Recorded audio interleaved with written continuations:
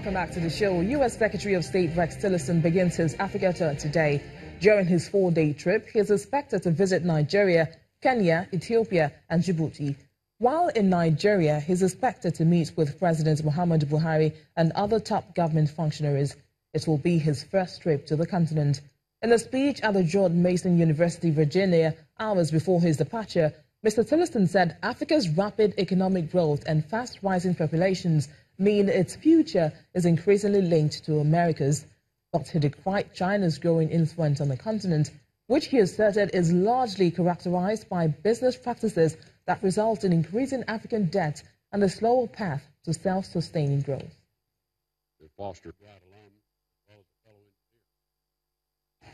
The United States pursues sustainable growth that bolsters institutions, strengthens the rule of law, and builds the capacity of African countries to stand on their own 2 feet.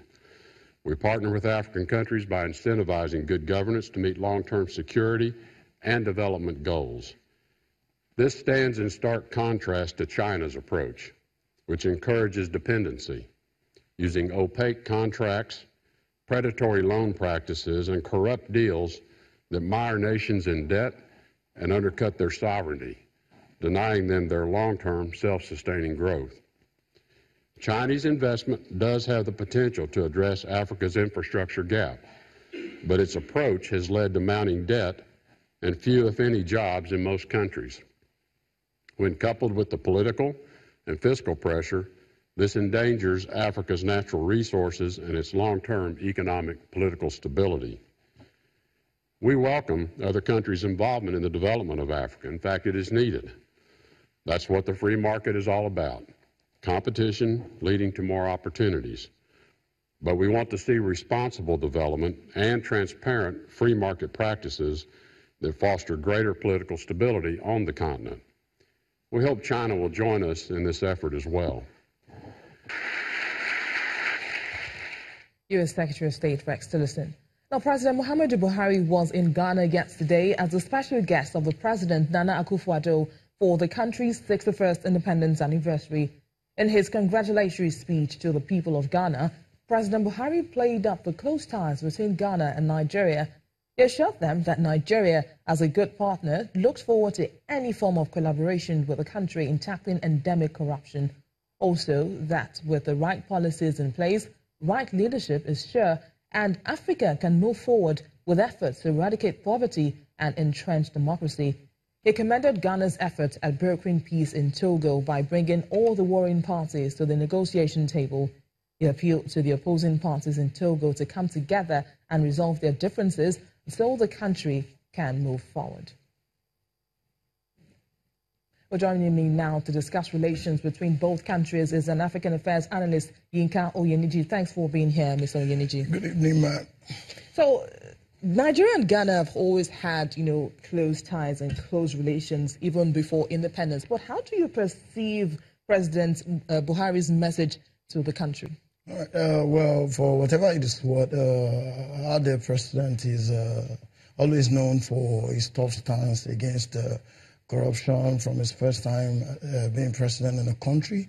And yet again, so there is no going stating that again, that he simply put his best foot forward to say, this is what I stand for on the continent, and I could help to bring that to bear in the country in Ghana. So well, on my own part, I salute his courage to be able to stand up to that, and then hopefully it's something that will be well thought out, well planned, and well implemented. Well, do you think that the president's promise of collaboration in fighting corruption is feasible, seeing that it's still a major problem in Africa? Well, I'll say to you that yes, and I was following your earlier reports with respect to the U.S. Secretary of State talking about China's involvement in economies of several African countries.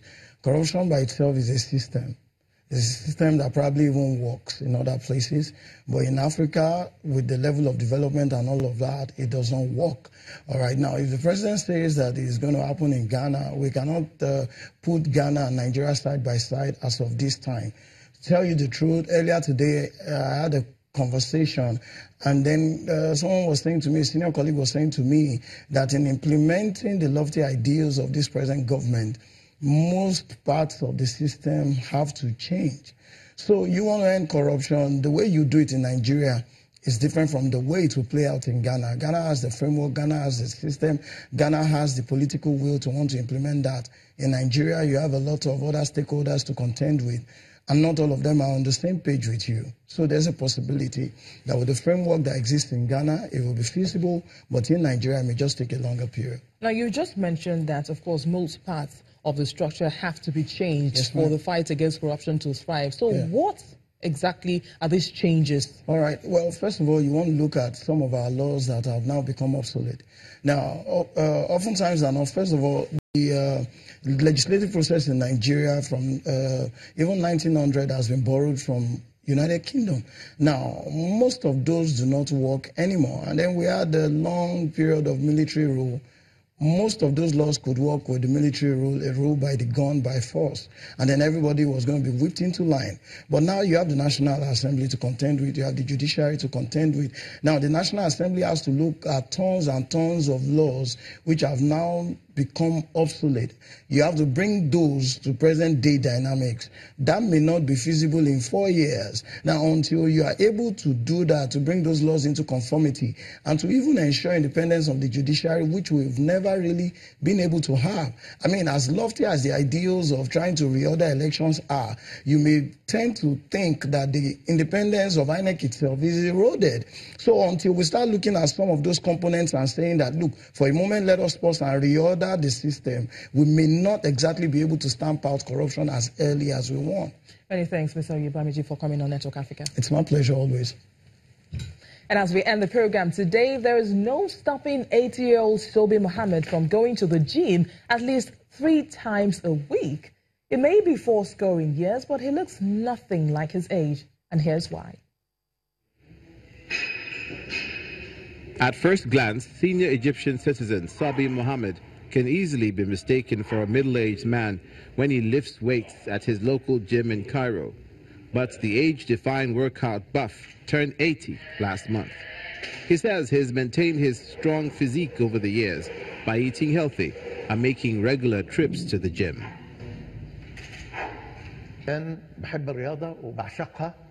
I love exercise. I love it just like you love a woman.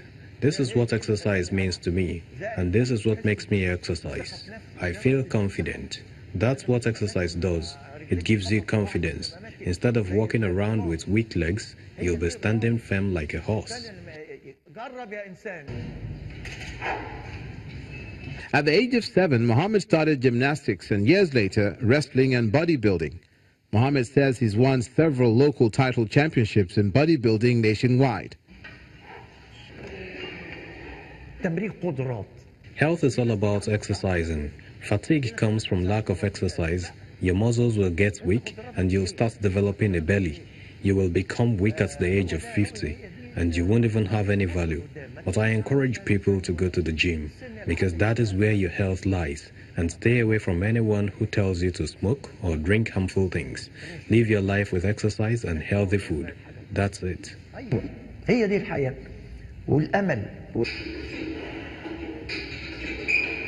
Now, many years later, his general physician has advised him to exercise just 3 times a week and for no more than 3 hours a day. Because he believes age is just a number. He hopes the government can encourage people over 50 to exercise more.